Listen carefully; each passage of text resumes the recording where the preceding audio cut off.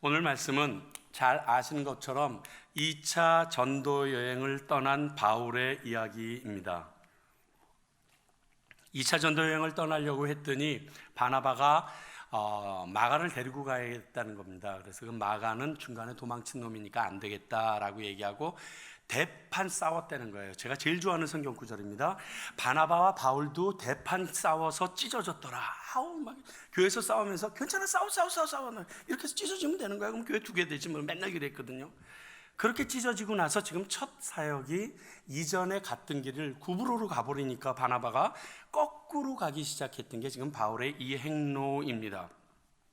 그래서 1차 전도여행 시에 갔던 루스드라를 갑니다. 근데 여러분들께서 1차 전도여행 때 있었던 루스드라의 사건을 조금만 앞으로 돌려서 보시면 가고 싶은 마음이 안 드는 도시입니다. 왜냐하면 이 루스드라라는 도시에서 바울이 드지게 맞고 터져서 죽었는 줄 알고 쓰레기통에 갖다 버립니다. 제자들이 둘러서서 아이고 선생님 가셨네 그렇게 하고 모여 앉아 있다가 갑자기 벌떡 이분이 일어나서 툴툴 털고 다시 들어갔던 성이 루스드라입니다. 바로 그곳에서 다시 하나님께서 디모데라는 제자를 만나셔서 다른 일을 시작하시는 내용이 오늘 내용입니다. 지속적으로 하나님의 사역을 할 때 특히 5절처럼 교회마다 믿음이 굳건해지고 믿는 자의 수도 늘어갈 경우에 하나님의 사역은 과연 어떻게 진행되는가 사실 궁금하거든요. 어떻게 됐기에 그 많은 교회가 믿음이 왜 굳건히 쓰고 거기다가 숫자까지 많아진대요. 가끔 어떤 목사님들 만나면 그러더라고요. 저는 교회 숫자에 상관없다고. 그러면 제가 되게 못된 사람이에요. 그래서 교회 교인들 많이 오면 싫어? 우리 교회로 보낼 거야? 절대로 그런 목사 없더라고요.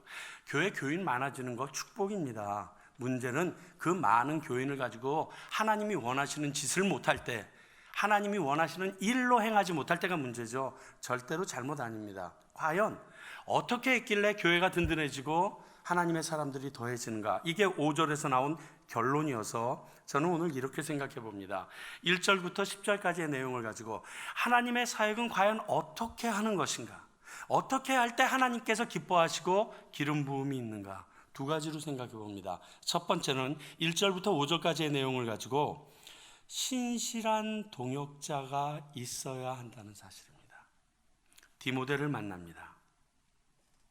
저는 사실 1994년서부터 2001년까지 온누리교회에서 사역을 했습니다. 그렇기 때문에 우리 목사님이 오시는 것은 전혀 못 봤어요. 권혁빈 목사님이 누군지도 모르고, 근데 제가 열린 새신자 예배를 처음 시작했거든요. 그 이름을 만들어서. 근데 그 열린 새신자 예배를 맡았다는 거니까 궁금하고 저 사람이 누군가 하고 혼자 많이 리서치하고 설교하는 것도 들어보고 전 나름대로 노력을 했어요. 근데 사람이 괜찮더라고요. 근데 이번에 하와이에 갔는데 거기에 와 있는 거예요. 근데 제가 아는 바로는 공부 많이 한 사람이 겸손하면 되게 위험합니다. 왜냐하면 공부 많이 한 사람들은 보통 교만해야 그게 똔똔이 돼서 저랑 같은 수준이 되는데, 공부를 많이 한 사람이 겸손하면 이게 넘어질 가능성이 없거든요. 근데 살짝 빈틈이 보여서 너무 기뻤는데, 아니 용암 탈출 사건 하다가 이분이 하나님을 경험한 거야. 그때 제가 완전히 좌절했잖아요. 권혁빈이는 따라 넘을 수가 없겠구나. 자, 공부 많이 했어. 거기다가 겸손한데 거기에 하나님을 경험한 거예요. 그래가지고 헬기로 탈출했다는 소식 듣자마자 저희 아내한테 그래요. 여보, 사진 찍으러 가야 돼. 얘 조금 있으면 뜨니까 지금 사진 찍어놔야 돼. 분명히 애 뜨면 난 모른 척 할 거야. 그러니까 지금 빨리 사진 박아서 옛날에 내가 이 사람을 아는 사람이다 이렇게 해서 사진 박아놔야 된다라고 얘기를 했어요. 왜냐하면 저는요, 하나님께서 사람을 만나게 할 때 무의미하게 만나게 하지 않는다는 믿음을 가집니다. 그래서 한번 제가 붙잡은 사람은 안 놓습니다. 결국 언제라도 써먹습니다. 저랑 같이 찬양 사역했던 우리 수정자매도 있지만 종호 형제나 모든 찬양 사역자들도 제가 시골 산골짜기가 있어도 걔네들이 옵니다. 왜? 저는 한번 붙잡으면 끝까지 쓰거든요. 하나님의 사역은 혼자 할 수가 없어요. 그래서 수많은 사람들을 붙잡아 놓고 그 사람들을 통하여 하나님이 주시는 말씀을 내가 지혜가 없고 내가 능력이 없으니까 그들의 입술을 통해서 그 일을 함께 동역하여 나가는 것이 맞다고 생각해서 사람을 사실 굉장히 중요하게 여깁니다. 우리 아내가 얼마나 힘들겠어요. 처음에 그 교회 부임했더니 교인들이 쌀을 사다 주더라고요. 하도 손님이 많이 오니까 쌀이 없으실 것 같다고. 정말로 열심히들 사람 모았고요. 그리고 그 사람을 안 버리려고 그래요. 권혁빈 목사님에게 이렇게 하라고 하는데 수요 예배 설교하기 싫은데도 지금 제가 하는 이유는 이 다음에 언젠가 내가 이 사람을 쓸 날이 있을 거라는 믿음으로. 이게 동역자십이거든요. 이게 되게 중요한 부분이에요. 오늘 바울은요 2차 전도여행을 떠나면서 디모데를 동역자로 딱 삼아버립니다. 아이러니한 건요, 디모데가 필요 없었어요. 누가 있었으면? 마가가 있었으면 디모데 필요 없었습니다. 왜? 마가가 디모데 할 일 다 해줄 테니까. 근데 마가를 바나바에게 뺏겨버렸네. 신라랑 둘이서 다니다 보니까 예전에 마가가 했던 그 빈자리를 책임을 못 지게 했는 거예요. 그래서 다니다 보니까 디모데가 눈에 띄는데, 디모데가 어디서 만났어요? 루스더라에 있던 제자입니다. 루스더라에 어디에 있었을까? 우리가 추측을 해보면요, 지금 바울이 돌에 맞아서 죽었다고 생각하고 그 옆에 둘러 있었던 제자들 중에 한 명이 바로 이 디모데일 거래요. 그러니까 거기에서 뭘 받겠어요? 의도 터졌어요. 피투성이 됐어요. 근데 푸르륵 일어나서 야 빨리 다른 데로 도망가자 그런 것이 아니라 자기를 두들겨 팬 사람이 여전히 있는 루스더라로 다시 들어갔다라고 성경이 써 있어요. 그렇게 하고 거기 있는 사람들에게 나 살았으니까 걱정 마. 그리고 그 다음날 아침 일찍 옆에 있는 더베로 갑니다. 그거를 디모데가 봤어요. 전 미친놈이구나. 복음에 완전히 간 놈이구나. 자기 죽이려는데 또 들어왔다가, 그리고 자기네 집이 거기서 멀지 않아요. 그쪽으로 가지 않고 더베로 가서 복음을 전합니다. 그러면 더베까지 갔으면 더베에서 자기의 고향이 훨씬 더 가깝거든요. 그럼 글로 갈 줄 알았더니 웬걸 다시 거꾸로 루스더라로 와. 그걸 제자인 디모데가 봤어요. 그래서 이 사람과 같이 사역을 하려면 앞으로 죽을 각오 해야겠구나. 완전히 꼴통이구나. 이걸 아는 사람이 디모데예요. 이 사람보다 좋은 동역자가 어디 있어요? 나의 모든 속속들이를 다 알아. 난 죽어도 복음을 안 놓을 사람이야. 이것을 이미 알고 있는 제자 중에 한 사람이 디모데예요. 디모데를 딱 찍습니다. 근데 이 디모데가 어떤 동역자인가? 아무런 사람이 동역자가 되지 않습니다. 이게 참 어려워요. 목사가 되게 많은데 목사가 없어요. 여러분, 교회에서 많은 사람이 막 일할 것 같죠? 통계적으로 보면요 2%가 비전을 제시하고요 14%가 따라갑니다. 나머지들은요 죽어라 때려도 교회에서 일 안 합니다. 그 사람들이 일 안 한다고 화내지 마시고요, 하나님의 법칙이 이 얼바인 온누리 가운데 이루어졌구나, 그렇게 생각하시면 돼요. 절대로. 그래서 그 16% 가지고 돌리게 되어 있습니다. 어느 나라에서나 똑같고요, 어느 공동체에서나 똑같습니다. 이건 제 연구 결과가 아니라 하버드 대학의 연구 결과입니다. 16%가 모든 일을 진행해 나가고요, 끝까지 마지막에 16%는 안 따라오는 사람들이 있습니다. 그 중에 2%는 반대까지 하면서 안 따라오는 사람이 있습니다. 그러니까요, 여러분들의 교회에서 어떤 사역을 할 때 죽어도 싫어요 싫어요 얘기하는 사람이 있으면 2%구나, 있어야지, 그렇게 생각하시면 돼요. 그게 없으면 이북이에요. 그러니까 그냥 있는 거예요. 자, 이 디모데가 과연 어떤 사람인가? 아무나 세우지 못하잖아요. 1절을 보니까 신앙의 유산을 갖고 있던 사람이에요. 그 어머니는 믿음의 유대 여자고 아버지는 헬라인이다. 죄송하지만 저도 이제 내일 모레 60이 돼가니까요, 이게 55세가 넘으면 아내가 하나님 위쪽으로 자꾸만 올라가더라고요. 아내 말을 잘 듣는 게 생존에 영향력을 미치더라고요. 그러니까요, 지금 이 유대인들의 생각은 기가 막힌 거예요. 여자가 유대인이면 무사통과, 남자가 유대인이면 검증받는 시간이 있어야 돼요. 자, 여자가 유대인이에요. 그러니까 디모데는 무사통과예요.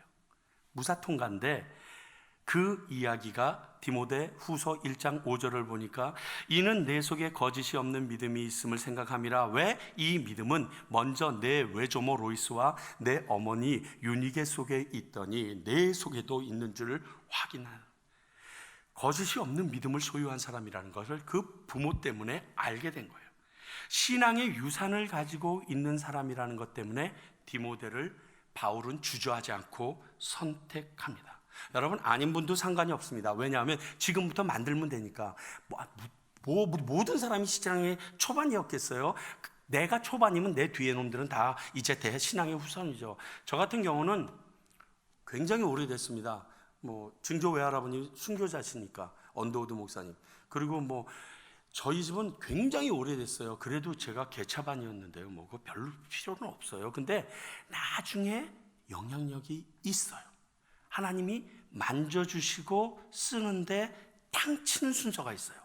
그래서 참 중요해요. 사역자들끼리 쭉 사역하다 보면 그런 얘기를 해요. 쟤는 쥐뿔도 없는데 왜 잘 풀리지? 쥐뿔이 없는 게 아니라 굉장히 오래된 뿔이 있어요. 그래서 풀리는 거예요. 자, 디모데가 신앙의 유산을 가지고 있는 사람이에요. 우리끼리 얘기하면 태어나면서 신앙의 금수저를 물고 태어났는 거예요. 두 번째, 과연 디모데는 어떤 인생인가? 참 중요한데 듣기 싫은 말. 다른 성도들에게 칭찬을 듣는 사람이었어요. 사도행전 2장 47절을 보면 하나님을 찬미하며 또 온 백성에게 칭송을 받으니 주께서 구원받는 사람들을 날마다 더하게 하시리라. 구원받는 사람들이 날마다 더했는데 예수 믿는 사람이 믿지 않는 사람에게 칭송을 받아서 더해졌다는 사실 기억하셔야 돼요. 사도행전 6장 3절에 지금 7 집사를 뽑아내는데 형제들아 너희 가운데 성령과 지혜가 충만하여 칭찬받는 사람 7을 택하라. 디모데전서 3장 7절에 또한 외인에게도 선한 증거를 얻은 자여야 할지니. 그래서 하나님의 사람을 뽑을 때 칭찬받고 믿지 않는 사람들에게조차도 선한 증거를 가진 사람을 뽑으라고 하나님은 말씀하십니다. 예수님 열심히 믿는 사람들이 이런 말을 합니다. 난 다른 사람들의 시선 신경 안 써. 하나님이 어떻게 보느냐, 난 여기에 목숨 걸 거야. 근데요, 하나님이 어떻게 보느냐가 세상 사람들이 보는 것과 무관하지 않습니다.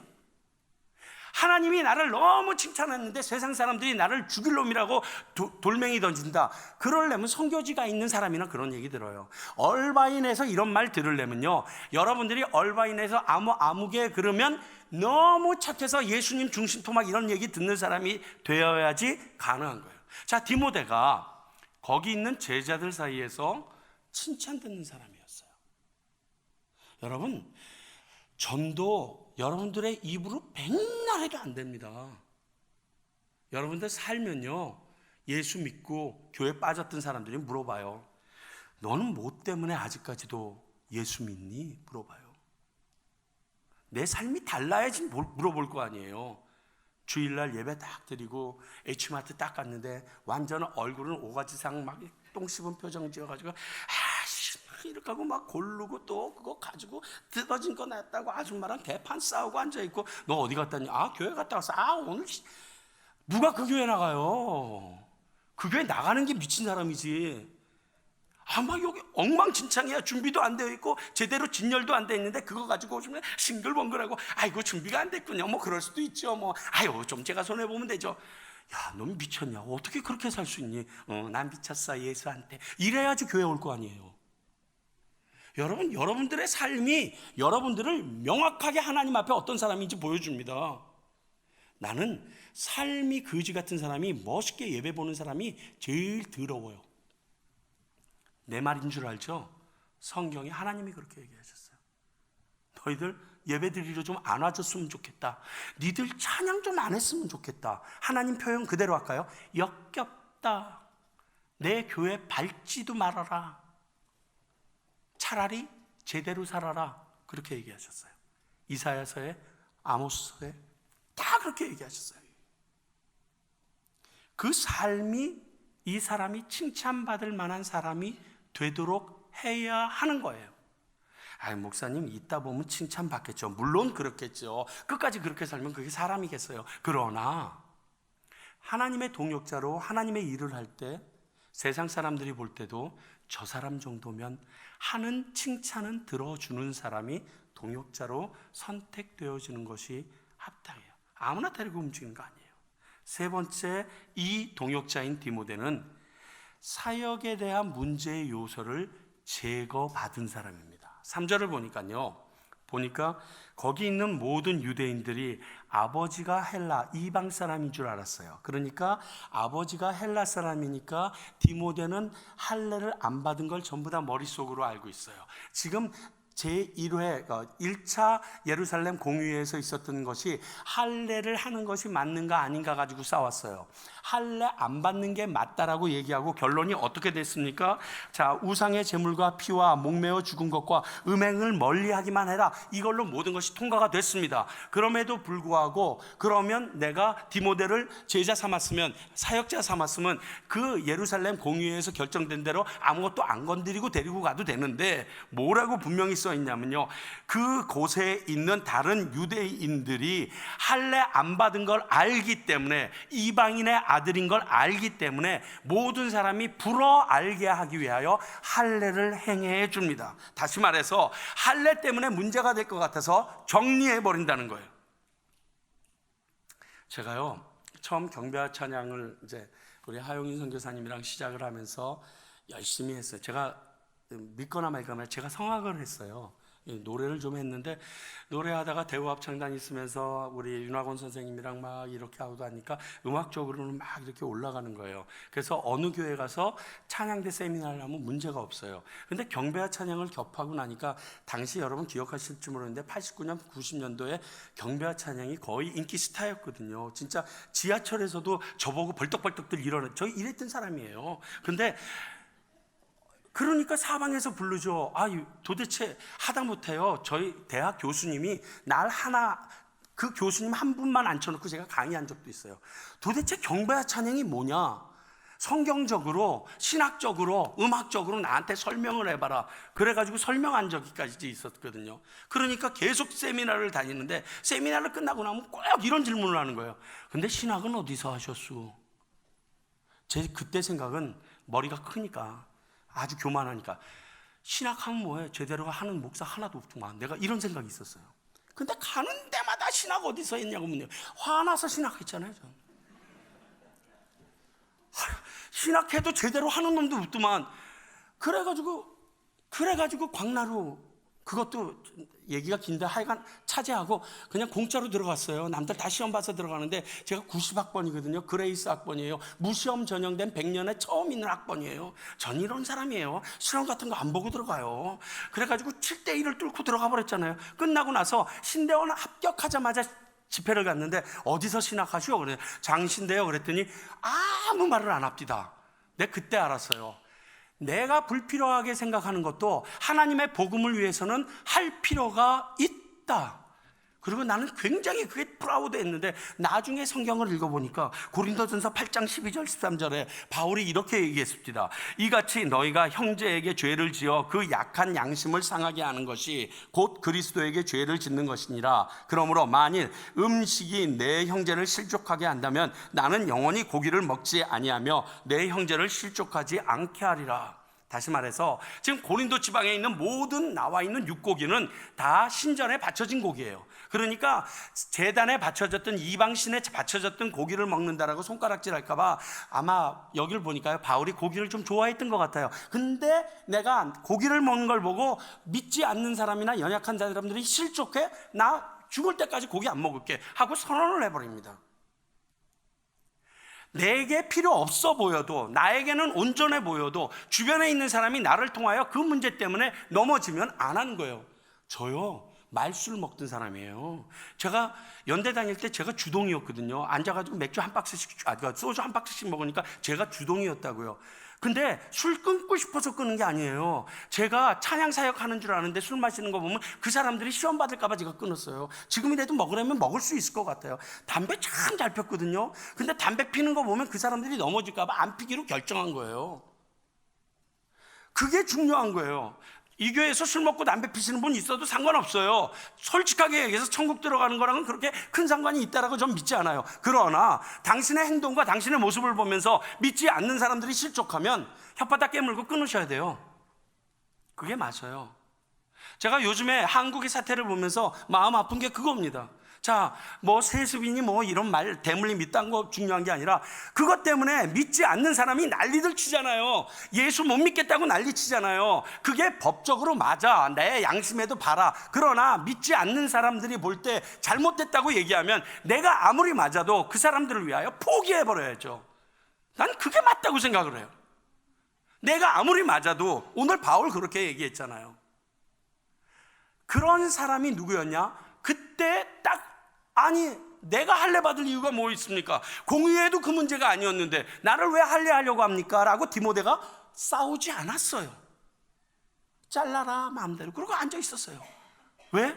그래야 앞으로 내가 사역을 할 때 모든 유대인들에게 손가락질 당하지 않고 어려움 안 당할 거 아니까. 뭘 위해서? 복음을 위해서.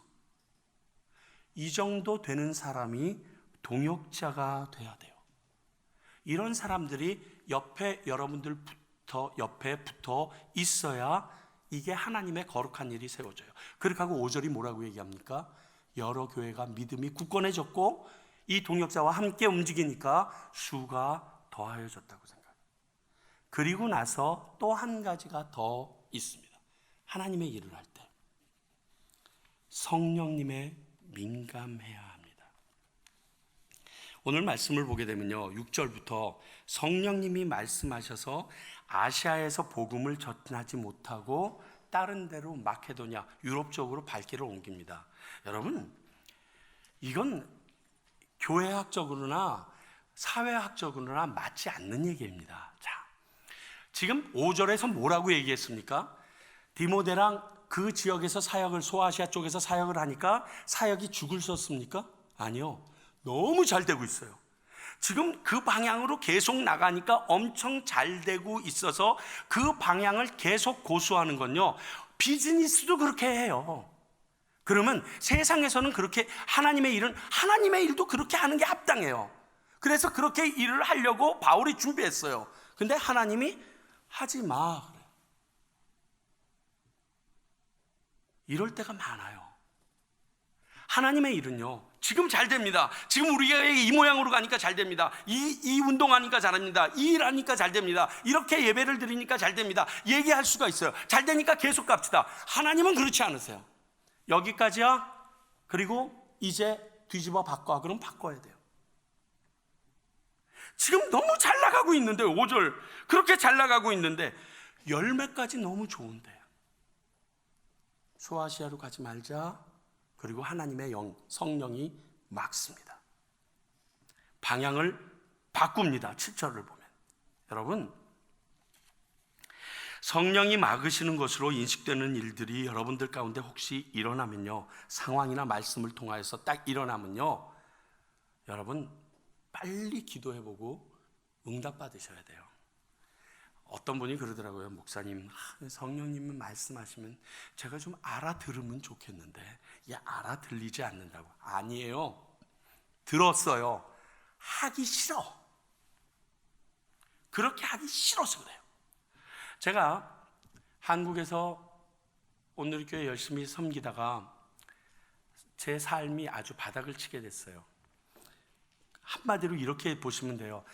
온누리교회에서 사임하고 나니까 방송국에서 와서 절 PD 하라고 그럽니다.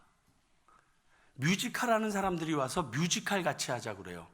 아니, 목사가 그만뒀으면 옆에 있는 교회에서 와서 저랑 같이 목회하자고 그래야지 맞잖아요. 근데 목사가 목회 그만뒀는데 방송국에서 연락 와서 우리 MBC에서 같이 합시다, 뭐 SBS에서 같이 합시다, 극동방송에서 같이 합시다. 복진호 선생님 와서 너 뮤지컬 같이 나랑. 이게 말이 안 되잖아요. 그러니까 제가 얼마나 개판으로 살았어요. 안 되겠다. 나 같은 놈은 목회하면 안 되겠다. 그런데 그걸 결정적으로 결정짓고 떠나게 하셨을 때 일주일에 3번을 똑같은 말씀을 주십니다.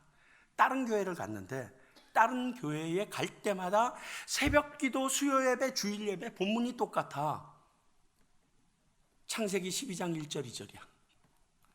처음에는 들으면서 재수없이 왔네. 두 번째를 또 들으면 이러면 안 되는데, 세 번째 딱 들으니까 무릎 팍 부러집니다. 그리고 제가 LA를 통해서 들어왔어요. LA를 통해서 여행 비자로 그 당시에는 2001년도에 들어왔거든요. 9/11 전이니까 들어왔는데 우리를 붙잡읍디다. 우리 가족 4명이 쫙 들어오는데 이미그란에서 딱 붙잡더라고요. 그리고 붙잡으면서 뭐라고 얘기하는지 아세요? 난 그렇게 영성이 이미그란에 있는 사람들이 좋은지 몰랐어요. 얘는 들어가면 다시 안 나올 사람인 것을 확신한다 그러고서 안 들여보내더라고요. 제가 그랬잖아요, 속으로. 와, 얘 영성 있네 막 그랬다니까요. 그런데 아내랑 저랑 둘이 동시에 기도했던 게 있어요. 하나님, 만약 이 사람이 말을 바꾸어서 우리를 이 안에 들어가게 하시면 하나님께서 이민교회 내외 우리를 쓰시고자 하시는 일이 있음을 믿겠습니다. 근데 여기서 아니라고 그러면 빨리 되돌려 보내주세요. 저 쓸데없는 생각 안 하게. 그런데 안 들여보낸다는데 갑자기 공항 직원 한 명이 와가지고 무슨 일이냐고 그래서 쭉 설명을 했더니 이분은 한국에 굉장히 큰 교회 목사님이셨으면서 막 설명을 해서 너무 좋게 얘기하는데 흑인이셨던 그 이미그란에 계시는 그분이 저에게 이렇게 얘기하셔야 돼요. 그 아프리칸 아메리칸이 나는 얘가 들어가면 다시 안 나올 거 안다. 근데 너 때문에 들여보내준다 그랬어요. 그리고 우리 가족은 들어와서 지금까지 이민 목회하고 있어요. 자, 하나님이 이 정도 확인해 줬으면 뭔지를 알아야 돼요. 그런데도 중간에 영주권이 안 돼서 한국으로 나갔어요. 한국으로 나가가지고 여기에서 시간이 만료가 돼서 한국 나가서 인터뷰 날짜를 한국에 있는 미국 대사관에서 영주권을 받는 거예요. 말도 안 되는 거 아시죠? 가면 분명히 확실하게 떨어질 가능성 높은 거 아시죠?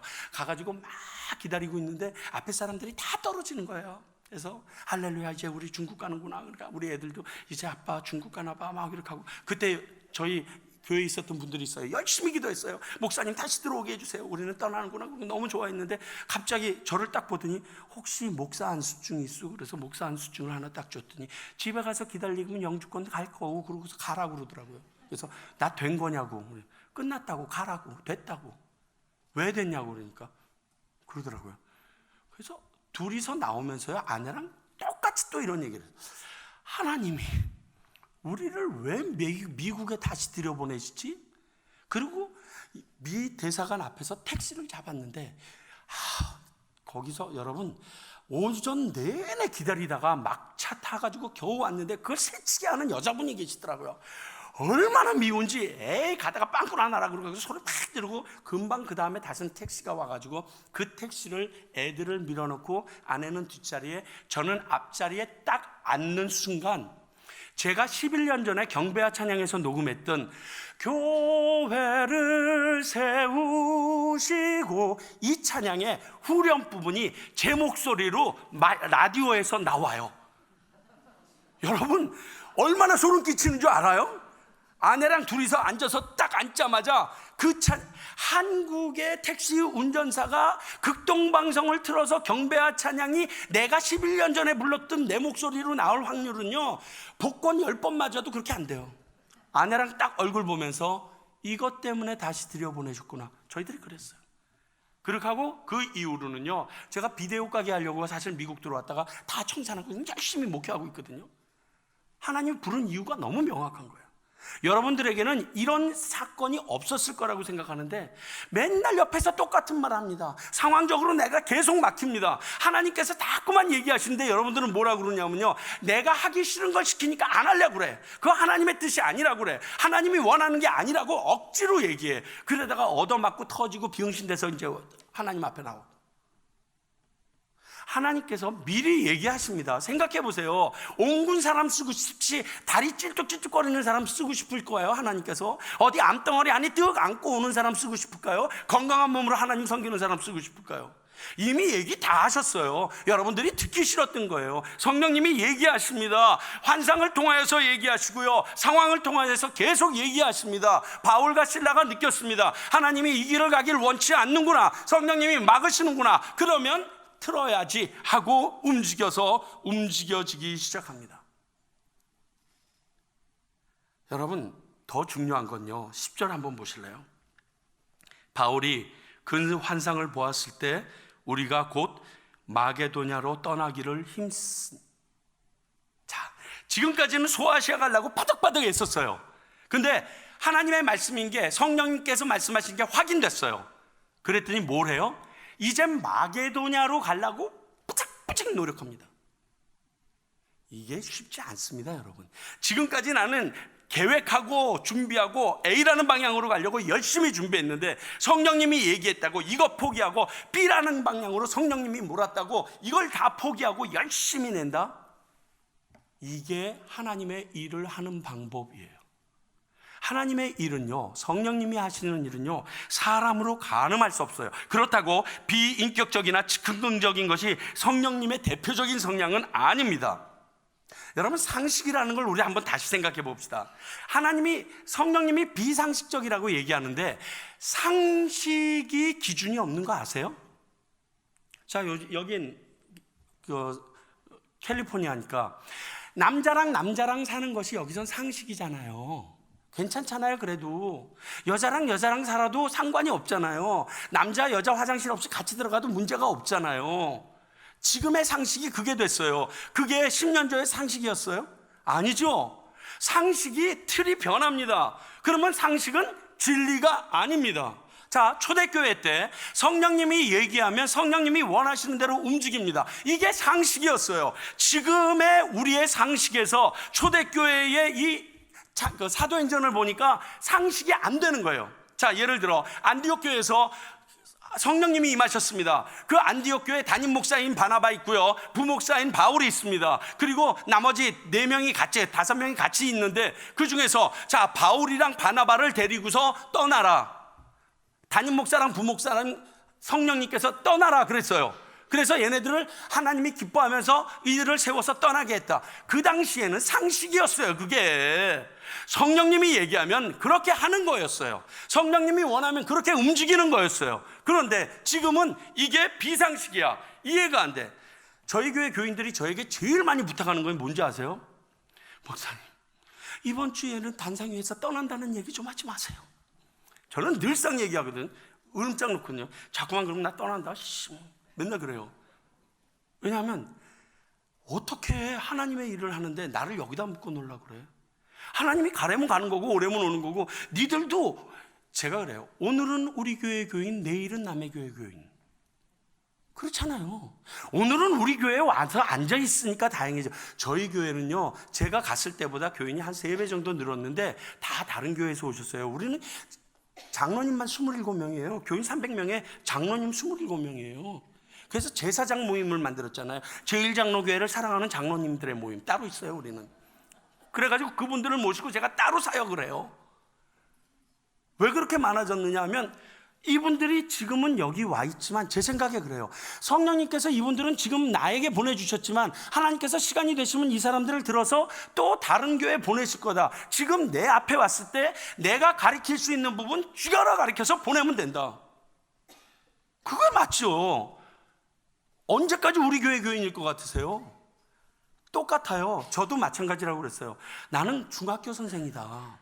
그때는 우리 교회가 맨날 싸우고 찢어지고 80명도 안 되고 이랬으니까 내가 와서 봉합해야 되겠고 여러분들 말씀 양육해야 되니까 갔는데 이제는 여러분들이 고등학교 수준이 됐다. 근데 내가 중학교 과정밖에 공부를 못했다. 그러면 고등학교 담당 목사가 와서 여러분들을 가르쳐야 될 거 아니냐. 애지간하면 이제 내쫓아라. 8년 됐으면 됐지. 뭘 더 이상 보려고 그러냐. 그래, 우리 10년 채워서 꼭 끝내자. 계속 얘기하거든요. 제 마음이 아니라 성령님께서 그렇게 하실 때 하자고 얘기하는 거예요. 성령님이 얘기하시면 상식이에요. 그게 여러분들이 갖고 있는 것이 상식이 아니에요. 자, 오늘 얘기합니다. 자, 소아시아로 가지 마. 지금 소아시아로 가는데 너무 잘 되고 있어. 열매도 좋아. 근데 하나님이 가지 마 그랬더니 마케도니아로 가려고 열심히 힘을 써. 왜? 하나님이 원하시니까. 성령님이 얘기하셨으니까 지금껏 다 포기하고 뛰어가. 하나님의 일은 사람이 꼭 필요합니다. 그러나 성령님에 의하여 움직일 줄 아는 사람이 필요해요. 교회 요즘에 하다 보면 제일 어려운 게 뭐냐면, 목사님, 우리 교회는 그렇게 해본 적이 한 번도 없는데요, 이 말이에요. 정말 어려워요. 우리 권 목사님은 그렇게 말 안 하지만요, 저는 워낙 제가 천박하고요, 사는 게 좀 더러워서 그래요. 그러면 그런 거 좋아하는 목사 모셔와요. 나 내보내고. 내가 있는 동안은 찍소리 말고 따라오시든지 아니면 갈라섭시다. 내가 그래요. 진짜로 그렇게 얘기해요. 저희 안에 앉아 있으니까 알아요. 그러면 또 우리 아내는 오늘도 또 저 얘기했네. 죽겠네. 장로님들, 권사님들한테 어김없이 전화 와요. 제가 잘나서 그러는 게 아니에요. 하나님을, 성령님을 너무 몰라. 근데요, 성령님 없이 교회가 굴러가면 그게 교회입니까? 하나님의 음성을 듣지 않고 돌아가면 그게 교회입니까? 세상이랑 뭐가 다르죠? 그럼 CEO쓰지. 그렇죠? 그게 더 낫지 않아요? 오늘 성경은 얘기합니다. 교회, 하나님의 사역을 할 때 너무 중요한 건 동역자가 참 중요하다. 그러나 더불어서 하나님의 말씀, 성령의 명령대로 움직이는 교회가, 움직이는 동역자가, 움직이는 사람이 필요하다 이야기합니다. 사랑하는 얼바인 온누리교회 성도님들, 하나님의 일을 감당하기 위해선 귀한 동역자들이 필요합니다. 혼자서 일할 수 있는 사람 아무도 없습니다.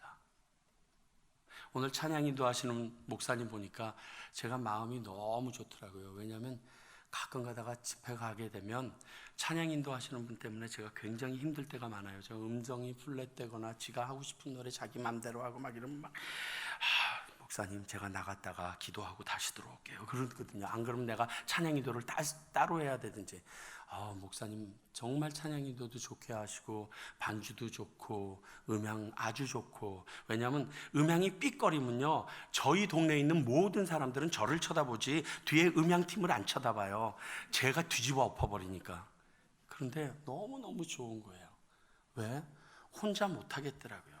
옛날에는 혼자 다 했어요. 이렇게 앉아있는데 의자줄이 삐뚤어져 있어요. 그러면 제가 설교하다가 막 몸이 이래. 그러면 통성기도 시켜요. 우리 주님 앞에 통성기도 합시다 하고 내려가서 의자줄 맞추고 올라왔다니까요. 이게 한 300명 되면 그게 가능해요. 좌석이 그거밖에 안 되면. 근데 그거 사람이 못하겠더라고요. 힘들어서. 이제는 그 일들을 담당하는 사람들이 있어서 함께 동역자로 나가니까 너무 감사한 거예요. 두 번째, 성령님에 민감해야 돼요. 정말 잘 안 됐었는데 요즘에 우리 교회에 참 잘 되는 것 중에 하나가 성령님이 말씀하셨는데요 라고 얘기를 제가 하면, 하나님께서 말씀을 통하여 이렇게 주셨는데요 얘기하면 아무 말이 없어요. 저희 교회가 굉장히 작아요. 꽉 들어가면 160명밖에 못 앉아요. 근데 화장실이 딸랑 2개예요. 그러니까 어른 300명에 애들까지 합치면 400명이 조금 넘어요. 400명이 화장실 남자 하나 여자 2칸 가지고 쓰는 거예요. 여러분, 이건 기적이에요. 비가 오는 날이면요 난리가 나요. 비가 안 오면 밖에 나가서 방뇨라도 하는데 이게 그게 안 되니까요 400명이 자기 순서가 있어요. 새로운 교인 때문에 문제가 생기는 거야. 순서가 바뀌니까 기가 막혀요. 그래가지고 그것 때문에들 너무너무 힘들어 하는데, 교회를 새로 짓자 뭐 이런 얘기들이 계속 얘기 나오고 있는데, 가만히 말씀을 듣다 보니까 무슨 말씀을 주셨냐면, 다윗이 하나님의 성전을 짓는데 나단에게 물어봤어요. 하나님이 당신에게 계시니까 지으셔도 됩니다. 그랬더니 그날 저녁 하나님한테 뒤지게 터지고 다시 오죠. 안 된대요. 그렇게 오잖아요. 뭘 실수했지 물어보고서 교인들에게 얘기했어요. 우리 교회 모자른 거 다 합니다. 화장실 부족한 거 다 합니다. 근데 다윗이 실수한 게 있습니다. 하나님한테 안 물어봤습니다. 당연한데 하나님께 물어보는 거 좋아합니다. 그래서 저희들이 10월 1일부터 10월 30일 동안 119 기도 모임을 합니다. 하루에 1분 이상씩 오후 9시에 기도하는 거예요. 그리고 11월 첫째 주일날 내가 교회를 짓는 것을 찬성합니다, 반대합니다 해서 95%가 넘으면 지으려고 그래요. 안 되길 간절히 바라면서 하는 거지 뭐. 근데 왜 이 마음이 생겼냐면, 하나님에게 물어본다는 것이 성경에서 원하는 바라고 교인들에게 오픈하니까 교인들이 맞습니다. 저희들이 지금 너무 다급해서 하려고 위원회를 꾸렸는데 목사님 그 이후로 넘기겠습니다 하더라고요. 전 너무 감사했어요, 장로님들한테. 그게 하나님의 음성인데 우리가 미처 못 들었네요. 모든 사람이 볼 땐 다 당연해요. 근데 하나님의 음성을 듣고 움직이려고 발버둥 치는 모습, 이게 성령님의 이끌리는 교회이고 그 교회가 흔들리지 않는 교회예요. 이럴 때 하나님은 우리에게 견고한 믿음의 교회와 그 합당한 수를 더해 주십니다.